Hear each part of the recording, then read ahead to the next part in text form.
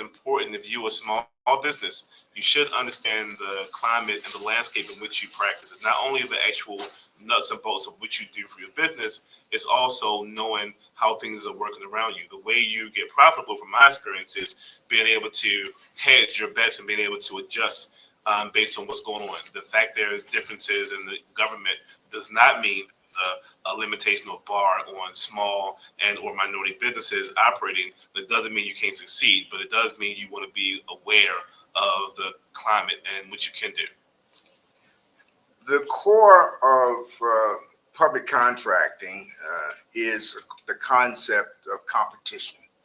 The principle is that the greater competition, the more competition you have, the greater the likelihood that there will be an efficient and economical use of taxpayer dollars, which is why all the Baltimore City Charter, as well as the statutes in the state of Maryland and elsewhere throughout the country, generally require award of a contract to the lowest responsible and responsive bidder.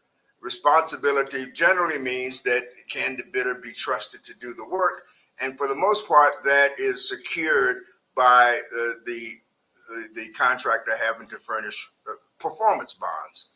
However, there are exceptions to the notion of competitive bidding under certain circumstances. One of the circumstances under the city charter that allows for a contract to be awarded without competition is an emergency. The kind of work that, as I said earlier, R.E. Harrington has been performing under contract with the city for some time. The question does arise, however, what really is a true emergency? I recall very recently having a discussion with some state officials over that issue because, in my experience, at the state level, emergencies more often than not resulted from some employee not performing their task within the time that they were supposed to have completed it. And so they would come to the Board of Public Works, not Baltimore City Board of Estimates, but they would come to the Board of Public Works, to the governor, to the treasurer, and to the comptroller and say, we must either extend the contract with the current contractor or award a new contract on a, quote, emergency basis because of the need to continue the services to the public. I, at one time, suggested in redrafting a portion of the state's procurement code under contract that I had with the Department of General Services, I suggested that we amend the statute specifically to exclude those circumstances that were, I would say, man-made or a result of human error. It is not, in my opinion, an emergency for that requires a taxpayer to pay an amount that was not tested by competition simply as a result of a employee's failure to perform their duties in a timely way. Now, what's the difference between emergency contracts and those that are competitively bid? What's missing in the emergency contract field is any test as to whether the price is fair and reasonable. I mean, the assumption is, and I think it's borne out in most cases, that the more competition you have among responsible contractors, the better price you're going to get. You know this when you go shopping for automobiles or any purchase, you check the prices. Who's offering you the best price for whatever it is you want, whether products or services? Well, in the emergency arena, there is no such competition. And contractors are awarded the contract on what really is a sole source basis. That is, as though they were the only place where the government could obtain the goods or services that are being required, and the pricing that is paid for these so-called emergency contracts is significantly, in most cases, significantly higher than what you would expect they would pay if there was competition for the contract. Now, Bob, I want to jump in for a second because that's a good point you're making about sole source and emergency contracts, which means there's no fair bidding process. How often do you see small minority contractors get those kind of contracts? Very rarely, and because at least in Baltimore City, there's a process called pre-qualification. And what that means is that you have to, whether you're a prime contractor or a subcontractor, if you want to perform work on public works in Baltimore City and the value of your intended participation is greater than $50,000, you have to submit essentially a financial statement to the city and obtain what's called a rating, pre-qualification rating. What that rating does is entitle you to bid for contracts that are within the range of your rating. For example, if you're rated at $10 million, you can bid on contracts that have a range up to $10 million. If the contract is over 10 million, you will not be permitted to submit a bid. If you're a subcontractor and you're pre-qualified, that is, have a rating for $10 million, and the prime contractor wants to give you a subcontract for greater than that amount, you are legally not entitled to or not permitted to perform that work. So that in Baltimore City, there are very few minority contractors that have a pre-qualification rating in sufficient amount, high enough to be able to be considered even as emergency contractors, because by definition, if it's a real emergency, you have no idea what the range is. You don't know whether it's going to be more or less than your rating. So typically, to be considered as an emergency contractor, you have to have a rating that on average is greater than what has historically proven to be necessary to perform the work. There are very few minority firms that work in Baltimore City or anywhere as prime contractors. And the reason for that is, one of the reasons for that is that the minority business participation programs have been converted into subcontracting only. The preference, if you will, that minority firms get as minority firms is limited to their participation as subcontractors. Now, that was not the intent. Now, 1 second before that, forget about the intent. Do the rules and statutes provide that in order to qualify, you must be a subcontractor and not be a prime contractor? Well, the preference is only available to you as a subcontractor. If you obtain a sufficient pre-qualification rating to bid as a prime, you're able to do that, but you don't have a preference. You're competing against every other contractor who wants to bid for that work, except in one instance, and that is the so-called small business reserve. There is both in Baltimore City and in the state, there is a small business reserve program, which is not limited to minority firms, but it's limited to small business, which is defined either by your annual volume revenue or by the number of employees that you have.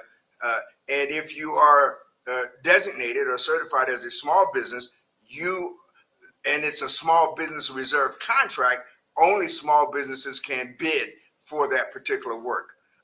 Currently at the state level, small business reserve contracts cannot exceed $500,000, which is under a bill that the governor just introduced last week would increase that ceiling to at least $1 million. And the reason is because just because you're able to bid doesn't mean you're going to win. And so you may bid as a contractor 5, 6, 7 contracts and not win any of them, or only win one of them. So when you do win, you want the contract to provide sufficient volume of work to keep your workforce in place, to be able to maintain your overhead, your office overhead, your insurance, all those things that you have to have, and to generate sufficient profit so that you can have working capital to be able to perform the next contract. I think that's interesting, but I think it's a bit complicated. I think a lot of our clients, certainly my clients, know about sole sourcing and know about being able to get contracts on an emergency basis, but they have no concept as to how to go after it in any real way. Dealing with whether you're coming in as a small contractor or a small business in the state or city, I'll say this. Bob just laid out the format of how it works. as you can see, if you're a contractor, it's clear that most of you guys need lawyers, someone to walk you through the process and advise you as to how to proceed and what happens first, second, and third. Because the reality is the fact that you can apply for something don't mean you will get it. The fact that it's available to you doesn't mean it's really available in a real way, in a tangible way, unless you're able to access it the way you need to. That comes down to having representation, whether it's an attorney or some other professional to help you walk through the process and advise you as to what needs to happen next. Most of my clients' main issue is they can do the work. They can, whatever business they're in, they can do it and do it well. The issue is being profitable and getting paid a reasonable pay for the services they provide. And I think it's incumbent upon small businesses to seek out support and help. Hence, we're here today, and we'll be here in the foreseeable future, giving our ideas and information on contracting and how you guys can move forward. Thank you, Bob. Yeah, and I just by way of example, I've reviewed the agenda for the Board of Estimates for next Wednesday, which by the way is available at the website of the Baltimore City Comptroller. And I want to give some kudos to Comptroller Bill Henry because he has made a review of the board's agenda a lot easier than it used to be. Although there still is not a table of contents as such, the Comptroller's office does call out from the agenda those items of significance based upon either the dollar amount or the type of work involved, and he puts those right at the front of the agenda so that you can review them. And I've noticed even today that they began to color code the agency from which the item arises. For example, if you look at the agenda, items relating to the Public Works Department are color coded green, the general services blue, and so forth. But in any event, next Wednesday, February 5th, the Board of Estimates is scheduled to consider at least 2 requests for approval of emergency contracts. And I pulled these just to show you that these emergency contracts are not necessarily for small amounts of money. There is one that is requested to be approved. The amount of the contract is $2.3 million for electrical work. There's another that's on the agenda for approval where the amount is $810,000. And the period of performance on one of these contracts is for 1 year, but the other one, the larger one, is to cover services only for 3 months, from January 1st, 25 to March 31st, 2025. So that is to say, between that 3-month period, the city is authorized to spend the $2.3 million for this, quote, emergency work. That's work that was a contract that has not been competitively bid. And so we don't really know whether if there was competition, whether or not the number would be more or less than that figure. But I just say that I pulled those just to show you that emergency contracting, sole source contracting, represents a significant portion of the budget that's allocated in the city for contract work. And that's true, not, as I say, not just in Baltimore City, but that's true throughout the state. And again, the problem is the issue with these kinds of contracts is they're not subject to competitively bidding and contracts. So you might wonder then, how are contractors selected? Well, I don't know. And that's why the laws in most cases require competitive bidding, because along with competitive bidding comes transparency. Along with competitive bidding comes the opportunity for the public to at least examine cursorily to what extent the government is being frugal in its handling of taxpayer dollars. Now, I must say also that Baltimore City, among the 24 local jurisdictions in the state, is one of the few that actually publish the agenda in advance, so that the public even has an opportunity to know what contracts are scheduled to be awarded. The Board of Public Works, obviously at the state level, does have an agenda, but of the other 23 local jurisdictions, I believe Baltimore City is probably the only one that publishes this agenda in advance. And Baltimore City is the only jurisdiction which has an agency such as the Board of Estimates that actually makes opening of bids and the award of contracts a matter of public observation. So what are you saying? Other jurisdictions that are more obscure in whether who they bring on and who gets contracts? It's Absolutely. Yeah. Absolutely. And we've seen that, if you look at Baltimore County, Maryland, Baltimore County has the dubious distinction of being one of the jurisdictions that has produced some of the most highest profile cases of corruption in public bidding.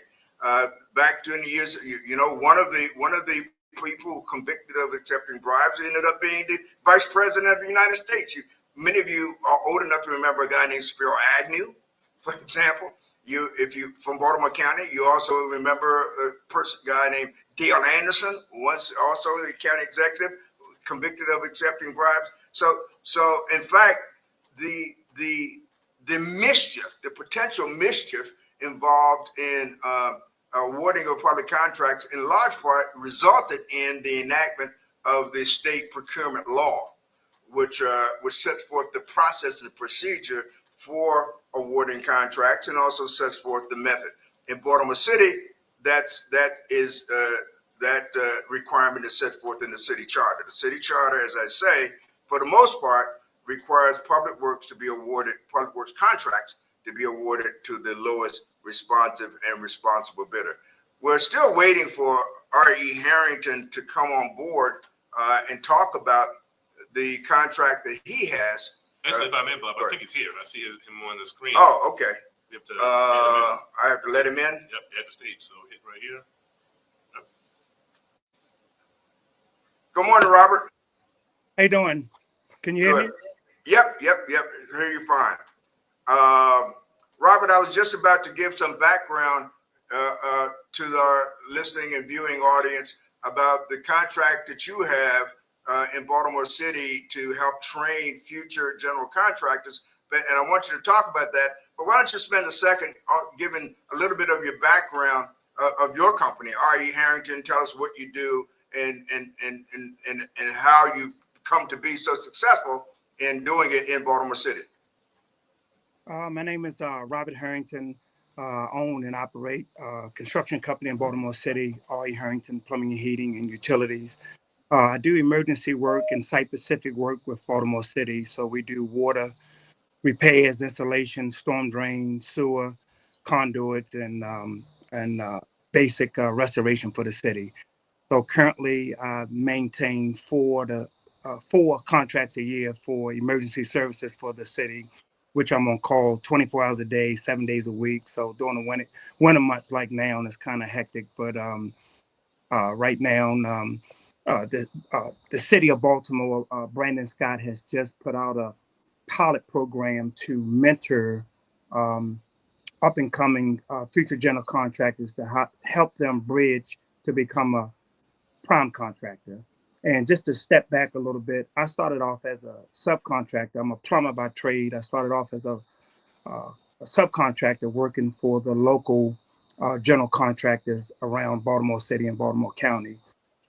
Since then, it's been a major shift in contracting. So now mostly all of the local contractors that taught me and helped me get to my level has left, and out of town bigger contractors has took over, and 85 to 90% of the work in Baltimore is controlled by out of town contractors. And out of town contractors kind of treat the local subcontractors a little bad. It's not just here, it's here, DC, WSSC, Baltimore County. So the mayor has put out a pilot program to kind of reboot the program. And the name of the contract is WC 1283, and it's a mentorship contract. And under this contract, I selected 7 firms, uh, 5 MBE firms and 2 women MBE firms. And my job under this particular contract is to train them on how to do utility work, mentor, help them, assist them in getting bonding, assist them with a line of credit, use my leverage with all of my suppliers, the equipment, the vehicles, and try to leverage to help them get ready within 2 years to train them to get ready for a contract that the city is going to put out for these future GCs. That's a half a million to $1 million. And out of the 7 that I have, 3 of them have to be ready with bonding and training to bid on these contracts for Baltimore City. Robert, one of our viewers asked this question, so I'm going to pass it on to you before you continue with your explanation. The question from our viewer is, why is it that 90% or 85 to 90% of the contractors for Baltimore City for this kind of work that you described are from out of town? Why so much of this work awarded to out of town contractors? So again, when I came along, it were local contractors, and most of the local contractors were second and third generation contractors. And um, over a period of time, most of the local contractors got old. Maybe their family or family didn't want to take it over. And at some point, bigger out of town contractors came in, and it's hard to prove. And they kind of came in, lowered the numbers, chased the local contractors out because most of the local contractors had a niche.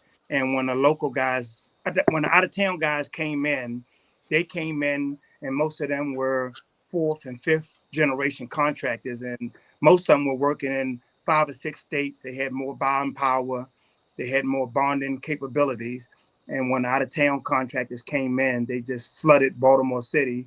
And most of the local contractors that were here were older, didn't want to take the risk and dropping their numbers to try to stay in. And most of them just retired and left. And then once the out of town contractors came, it's been ground zero for everybody all over the country to come to Baltimore City. How is it that you were able to be successful at having to compete head to head with these larger out of town firms that had amassed tremendous, I assume, had amassed working capital, bonding capability, and so forth over generations, when you were basically just graduating from being a subcontractor to a prime contractor? So the thing that helped most of the general contractors that were here in Baltimore taught me a lot, and they showed me how Baltimore City, Baltimore County water, sewer infrastructure works. So it's a niche to working down here, and I was one of the subs that they took me under their wing, showed me a lot, took me downtown, introduced me to the engineers and the people downtown that kind of ran the show. And, I kind of believed in what they taught me. And once the out of town contractors came, it really wasn't a lot of available subcontractors around that knew the system. And by knowing the system, most of the out of town contractors gravitated to me. And when they came in, I was a sub to them for a few years, and that kind of didn't work out. I didn't like it, and I took the chance and got my paperwork together and went and started bidding as a prime contractor. And once I started bidding as a prime, I really don't do any much subcontracting work, but I do take a few jobs as subcontractor.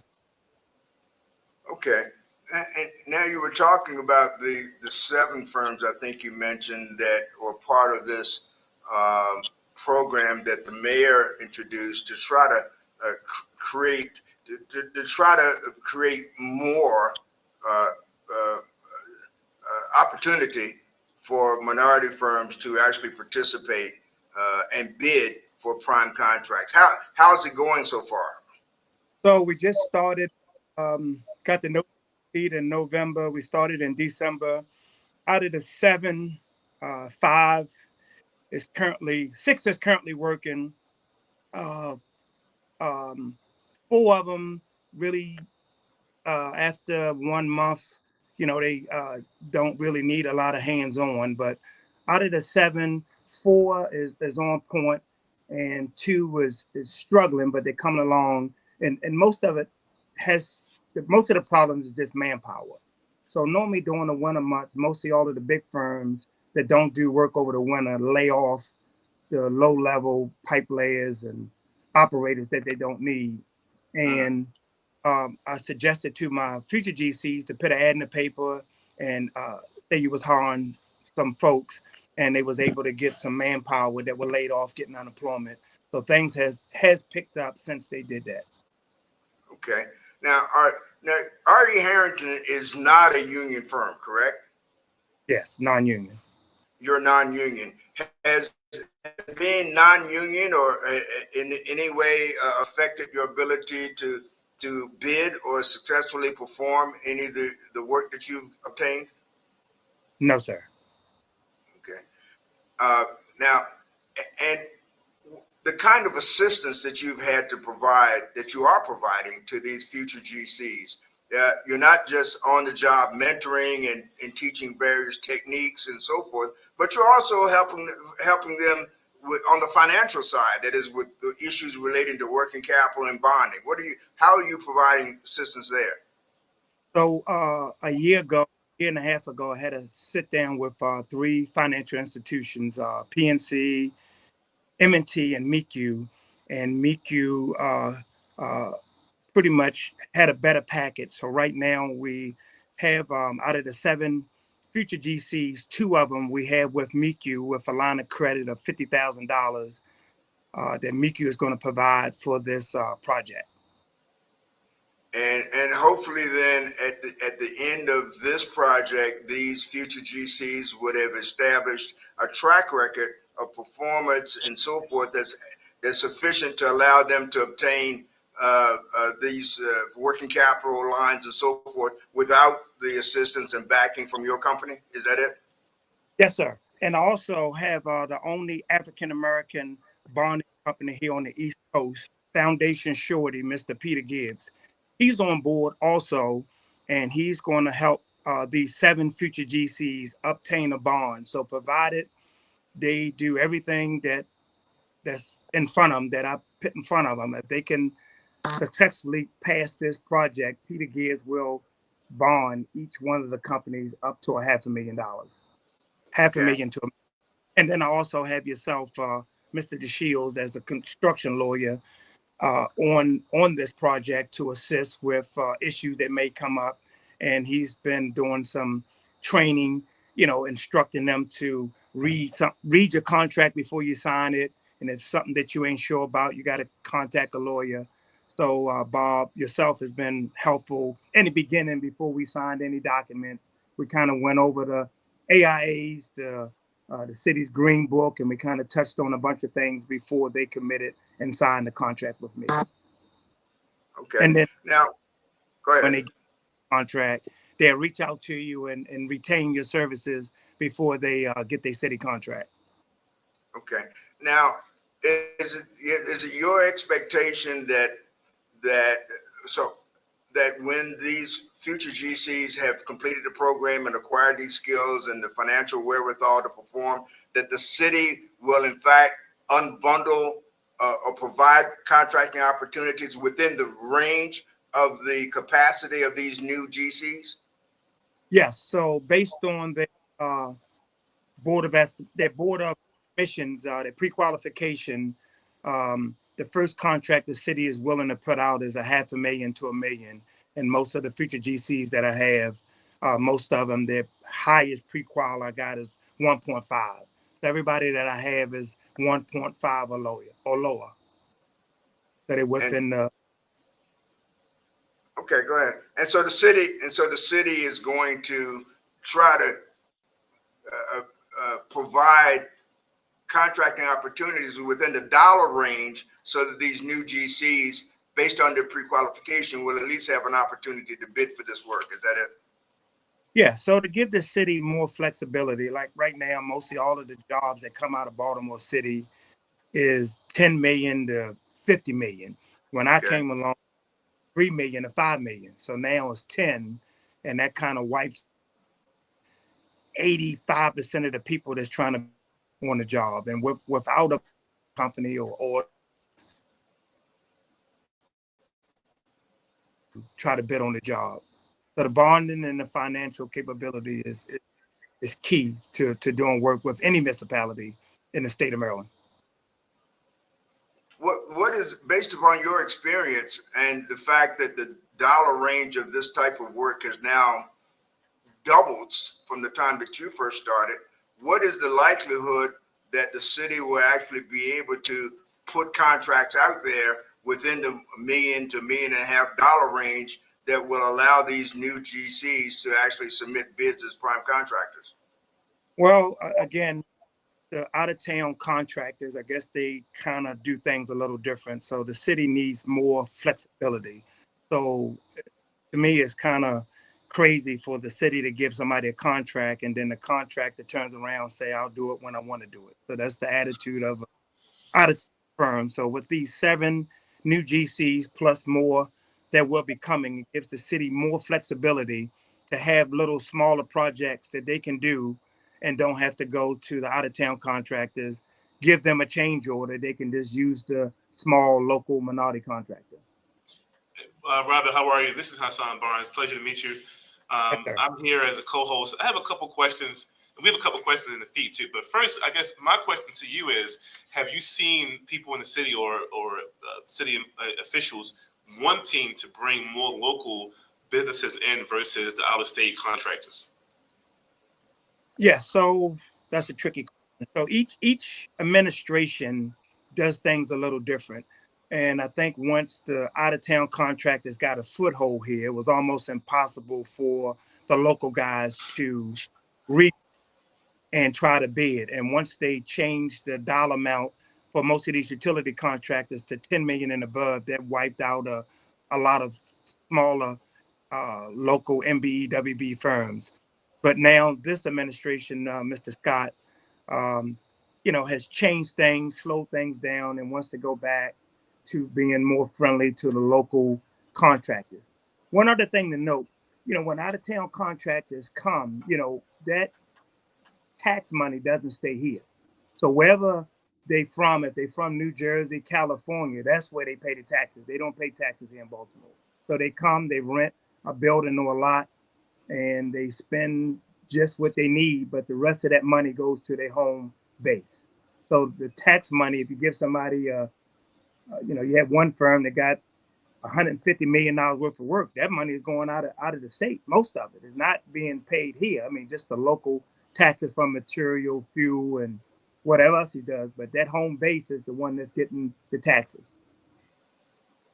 Okay. Mr. Hunter makes a good point for the audience. One of the ideas in finances or in community finance certainly is how many times the dollar circulates in your community. He's 100% right. When they pay a out-of-state contractor, they're taking money out of Maryland and sending it to California or Virginia or New Jersey, never to be seen again. That's a good point. I guess my other question is, you mentioned earlier the out-of-state contract don't do well by local companies for subcontractors. It seemed to me that if they come from out of state, they have the economy of scale where they can bid lower, but they still likely would need in-state workers. Are you seeing them bring people in from out of state to do most of the work, or are they actually hiring local subcontractors but not paying them well? So that's a tricky question. So yes, they have rules that they have to abide with the MBE, WB regulations. So when they come in, whatever the rules are, 27% MBE, 10% WBE. Um, a lot of the out of town contractors in other states that they work in, they don't have these kind of mandates where I have to hire a local minority contractor. So it's kind of difficult to them for them to, in their mind, I'm mandated to give you this. So they try everything under the sun to get rid of you. If they can get rid of you or force you to walk away, they pretty much go downtown and try to get a waiver and say, I can't find anybody. And the city gives them a waiver. And at the end of the day, as a prime, we have to finish the contract, whether we have MBEW participation or not. So my bond in our minds is more important than the local sub. So these big guys, again, it's difficult to work with them. Some of them are fair. I'm not putting them all in the same basket. Some of them are fair. But again, we have problems on the subcontracting side too. So I tell the smaller firms, when you go and your things ain't 100%, you have to be honest up front. So if you get the job and then you come back and say, hey, my truck broke, I can't buy this material, now the general looks at you a little different because you didn't tell them this in the beginning. So again, as a sub, I try to tell most of the smaller firms, Instead of trying to go work for 10 people, pick 2 or 3, build a relationship with them, and as they grow and do jobs, they'll take you with them instead of trying to spread yourself thin with limited resources. Okay. We have a question from a viewer that says, what, if any, assistance is the city's workforce development agency providing to those protege firms, these future GCs, that have difficulty finding employees? So most of the guys or workers that do utility work, most of them are not laid off. So no disrespect, if a person is laid off, not during the winter months, it's again, we all have to go to that agency. We get workers, but for me, when I went to the agency, it was just kind of hard to find guys that do utility work.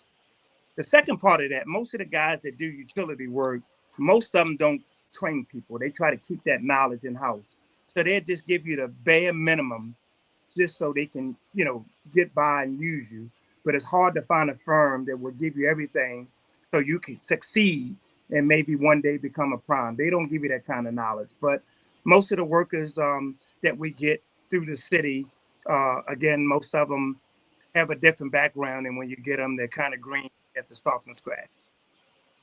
You raise an interesting point that I've talked about for years, and that is the government's response to supposedly years and years of exclusion to minority firms is to have the prime contractors adopt, if you will, the minority firms as subcontractors, which creates an inherent tension, because if the goal is to create greater competition at the prime contracting level, and I'm a prime contractor, you're telling me to go train somebody to compete against me.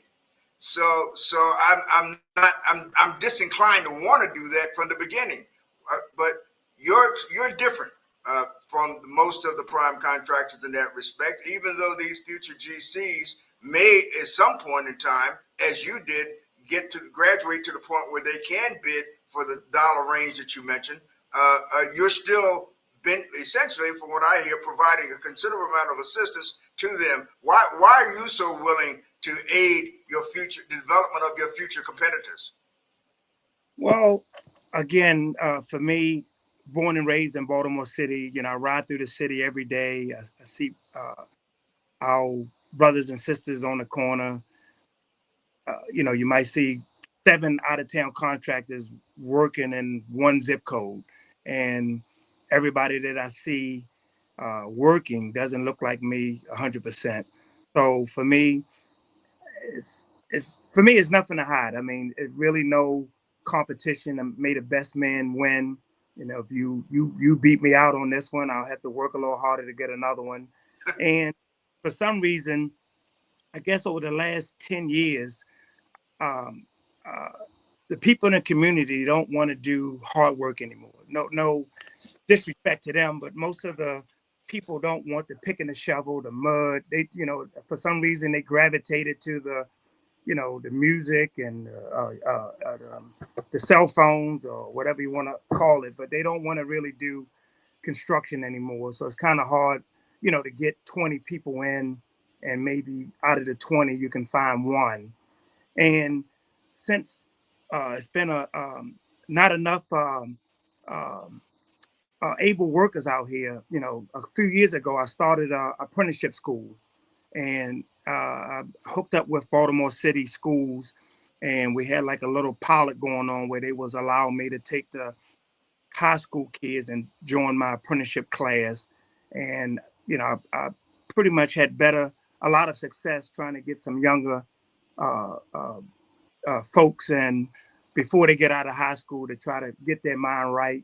And college ain't for everybody. So the ones that know they don't want to go to college and want to use their hands, we started at middle school. So we got 8th, 9th, 10th, and 11th grade students, and that's been working up until COVID. And we had some issues, but other than that, I think the city has to do more um, outreach to some of these schools and communities to try to get the students involved before they graduate from high school. Now you set up that apprenticeship program through your family foundation, didn't you? Yes, sir. Okay. And you said that it was working well up until COVID. Were you able to reboot it and get it going again after? Have you been able to get it going after COVID? Well, the Baltimore City schools have challenges, and I think all of the leadership changes and COVID really did some damage. They wanted to keep the kids in school to try to get their grades back up and get them back into school mode. And we haven't started back up with the city schools after they had some major challenges and test scores. We kind of paused it until they can get things back together at Baltimore City schools. But we have been in talks with them. We kind of switched to youth works, and we've been getting the students out of youth works now. So now the Baltimore City schools make them go through youth works, and we grab them out of youth works.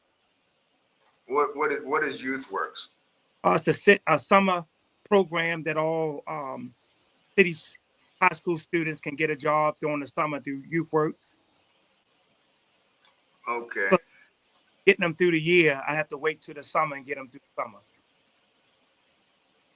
So in your apprenticeship program originally, the training and the opportunities were on a year-round basis, but right now, because of the changes that have occurred within the school system, you're now pretty much limited to getting these people through the Youth Works program. Is that what you're saying? Yes. Okay. Now getting back to the future GCs, you say this was a program that the mayor instituted, and what do you think is gonna do you think this type of program would work in other segments of the construction industry other than the underground utility field where you are? Yeah, so the mayor, again, this is a pilot. So the mayor has structured every agency to look at their contract, unbundle contracts. So DOT, Department of Public Work, Transportation is going to unbundle Rex and Parks and uh, uh, one more agency, General Services. General Go through, service, yeah. look at their contracts they put out, and see if they can unbundle and make some smaller contracts. But DPW is the pilot. Allows the city to work out the bugs and make some changes. And I think by the end of this year, you'll start seeing other agencies put out smaller contracts as well. And in addition to your normal workforce, how many jobs are being provided by these 7 or 8 future GCs that you're helping to mentor and train? So each future GCs, each firm that we have an average of 7 employees, 7. seven, Okay. 7 to 10 employees each company. And beginning with your own company, what percentage of the workforce of RE Harrington and of these GCs are people from the community, and particularly African American or American Black people from the community? What percentage overall? So to go back again, there's been a shift. So maybe when I first started, I was 100% African American. 10 years ago, I was 60%, and today I'm 10%. Really? Yeah. And do you attribute that to what you perceive as the unwillingness of people in the African American community to want to get down in the hole and sort of get their hands dirty and put on the boots? Is that it? Is that it? Well, I don't most for whatever reason, whatever is out there to make more money and not get in a hole. Most people want to do that rather than get in a hole, be dusty, be in somebody's sewer line or sewer manhole. They just don't want that kind of work. Mr. Harrington, I have a question. So I've noticed this. I'm an attorney. We have many small business clients of every ethnicity. We have Black business clients, Hispanic business clients, and white business clients who do construction. They all have the same issue of bringing people on of the same background. There's not only ethnic issues with Black folks, but other population as well. Do you think it's an association between the income they make in those jobs, and a reason why we're seeing fewer young people want to go into the trades. Because I mean, for me as an attorney, it's very clear to me. I knew when I was a young attorney, I knew many plumbers and electricians who made way more money than I did. Plumbers and electricians now. That people don't recognize that you can do well financially in those professions. So we have rate, a labor rate that we have to go by, and our entry level labor position on most of these construction jobs start at $25 an hour. That's the entry level. Operators is 46,000 an hour. Pipe layers, you know, 35 an hour. So it just depends. But the entry level is $25 an hour, and anything over 8 hours is overtime, not 40. Anything over 8 is overtime. So it can't be a money issue. I can't put my hand on it, but it can't be a money issue. Again, most people with high school diploma or no diploma, $25 an hour, entry level coming in the door, to me is a good salary. Or they can go to school and become a tradesman, and they can get, the sky's the limit. So it just depends on their approach and how they look at careers. And most of the young people that get out of school, that's what they need to focus on, instead of just trying to go get a job and just chasing the money without a skill. And that's the problem with most of the people. They chasing the money, but they don't really have a skill to make more money. So once you get the skill, you can make more money.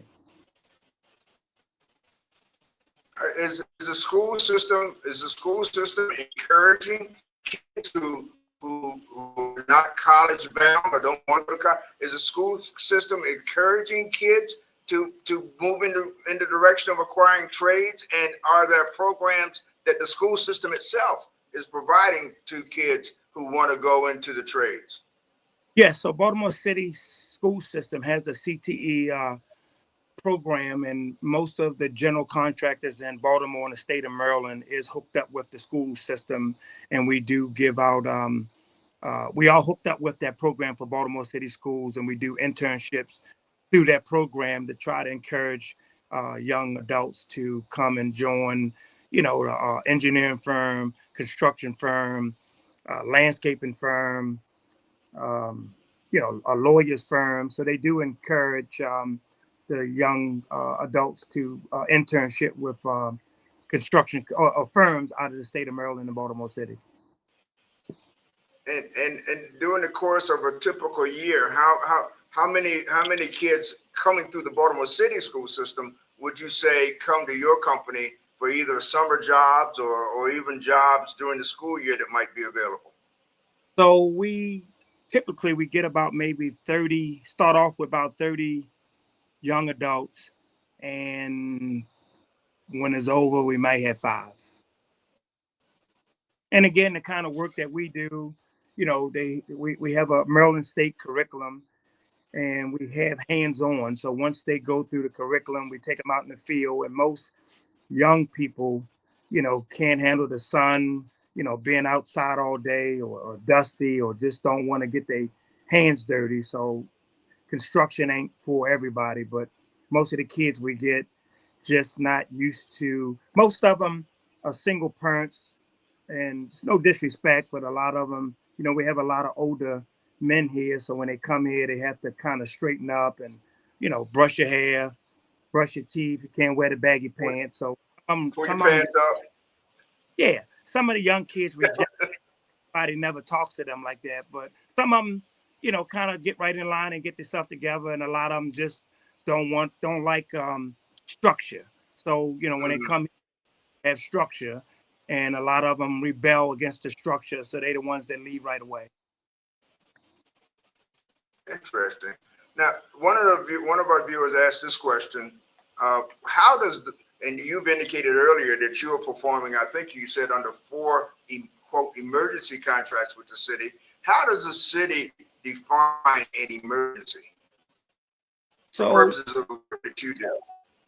So most of the contracts that I do is car needs. So if it's a hole in the street, like lately you see water bubbling everywhere, you can't flush your toilet. The water's got the street flooded, or any type of emergency that affects the citizens of Baltimore is what we deal with. So, or it could be anything. If you call 311 and you don't have any water, either Baltimore City would come, or on-call contractor like myself would show up. So it just depends on what the call is. And like I say, we're 24 hours a day.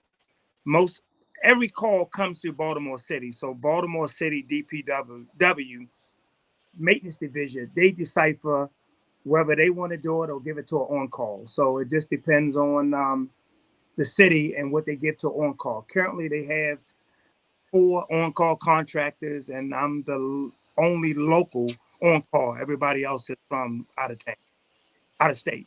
How do you get to be an on-call contractor? Well, any prime contractor can bid on a emergency contract. You just have to have the resources in place, the knowledge to get it done. And with the emergency work, it's a little difficult. So site specific, if it's just a job that they put out, the site specific that you can go from A to Z. Most contractors like that because it's set, from 8 o'clock in the morning to 4. The urgent need, you can go to A to Z, B to T, no rhyme or reason. And we do Baltimore City, Baltimore County. Most of the jobs I got on the urgent need, we got 2 hours to respond. So within 2 hours, someone has to show up to make an assessment to figure out how they're going to fix it.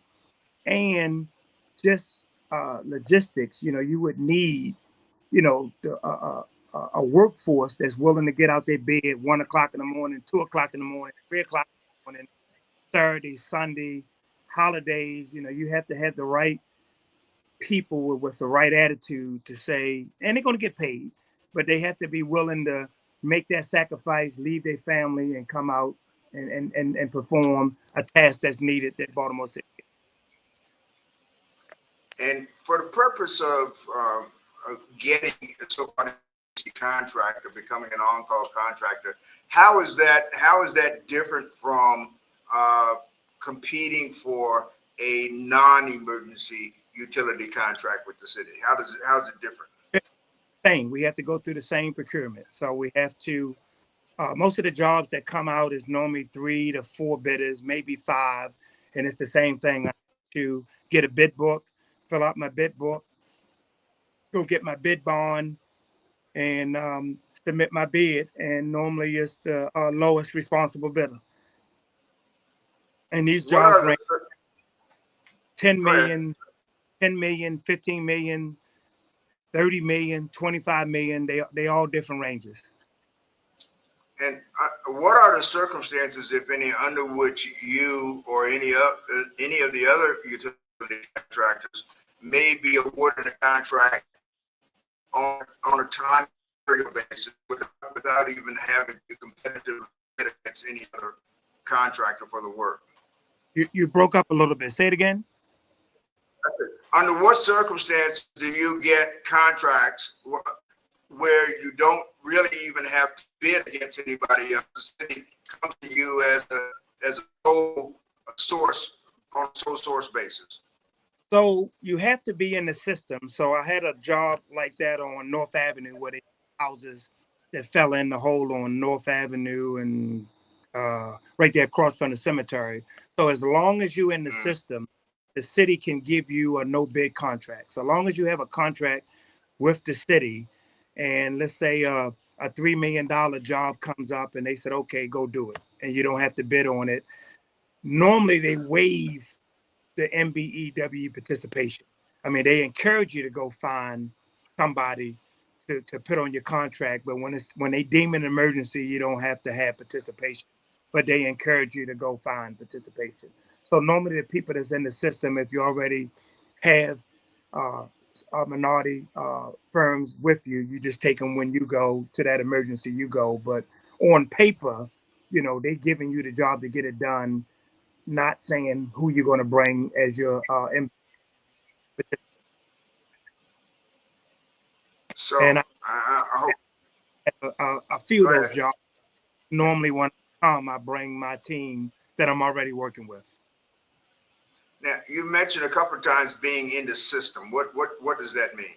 You have to have an active contract with the city. So if you have an active contract with the city, in most cases, they can give it to you. Now you have one contract that I didn't agree with, and I think they jacked the city up. So over at Montebello, they had a contract that they put out as an emergency when the storm drain collapsed at Montebello, and they got a firm from out of Virginia, and they had only asked two firms to give them a quote before it became an emergency. When it became an emergency, I got the call to come, and then the guy who originally gave him a price had already been working with the engineers, and I want to say his price was 10 million, and now that the job is over, it's 30 million.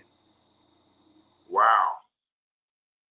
Is that typical for these so-called no bid contracts to see that kind of difference between the estimated price at the beginning and the final price coming out?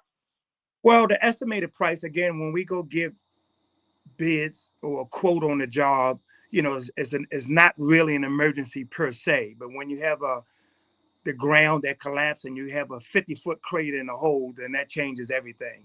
So most of the Okay. jobs at, it could be fine at the time you look at them, but when things go south, then the price is the price. Just get it done. So the city don't haggle on price. And again, I don't know what I'm getting into, so why would I give you a price and I don't really know all of the dynamics or what could happen? And it's a risk factor. So if you have a 50-foot hole in the center of the city, who would take on that risk? The minute you sign up, is your baby. The city is out of it. Right. So Right.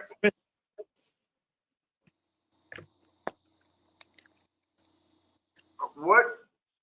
Yeah, we're losing connectivity a little bit. I want to ask, and we're coming at the end of the hour, but I want to ask one final question if I can. Okay.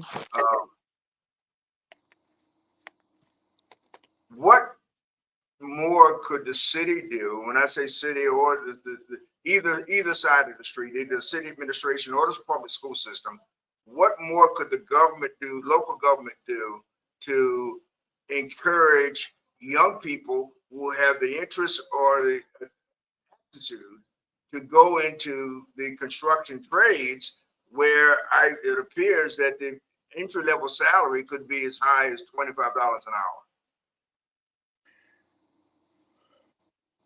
You mean from the high school? What more could be done? Well, I mean, it starts at the high school level. Well, to me, middle school. So we trying to refocus now and with the city, and we actually going back to actually start talking to middle school students to try to get them encouraged before they go to high school to put different trades in their mind. And it's not, everybody's not meant for college. So it's up to them now to go back, and they starting with the middle school and start having career days and stuff like that at the middle schools to try to get them ready before they go to high school. So I think the city and the state is doing a lot. It's just, it's up to the parents and the student to make that final decision. And for some reason, construction ain't the top of the line no more for most students. They don't want Right. construction. All right, And Robert, go ahead. just going into the schools and having career fairs, not a lot of people come to the construction tables. I'll say this. I think he's right in terms of the population.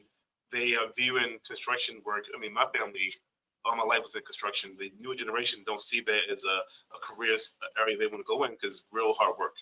Being out in the cold, digging the holes, doing manual labor isn't how young people see their lives. But it's a living, and you can take care of your family. So I like the work you're doing, Mr. Harrington, especially this protege program with these GCs, helping them to become GCs. I think we need more general contractors in the community. We have a lot of subcontractors, but as you know, it limits your actual profitability and how big you can grow. And I like the idea of keeping business local. When you have a local, the community all thrives versus money leaving the community going somewhere else. So thank you for your time. I know Bob had one more point to make? No, that was it. I want to, I've had the privilege and pleasure of providing legal representation to R.E. Harrington Plumbing Company for, what is it, going on, probably over 10 years now, I think, Robert, close to it. Yes. And also had experience previously representing one of the out-of-town contractors who I let go in order to try to help with Harrington. And I've seen him grow even in the relatively short time. So Robert, thanks for your coming on the program. Thanks for being willing to take on the responsibility from Baltimore City under the pilot program.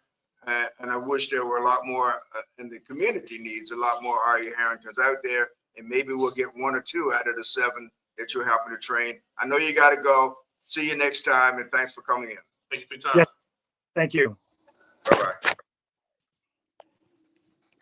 We're at the end of another session of the Board Watch.